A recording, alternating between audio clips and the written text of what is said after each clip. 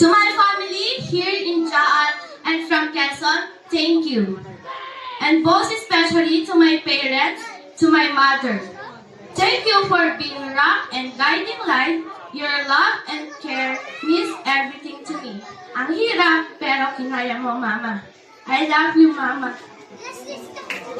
At para sa akin, Papa, na hindi ko inaasahang dumating, maraming salamat, Papa. Para sa lahat ng paghihirap mo sa trabaho, sacrifices, and providing a better life for us. I appreciate you so much, Papa. Mahal kita, Papa. To all our parents, thank you very so much for being our pillars of strength and being endless source of love. Kaya kapwa ko graduates, tayong lahat ay tumayo, halikan at yakapin natin ang mga naging gabay at inspirasyon sa atin upang maabot natin ang ating mga pangarap.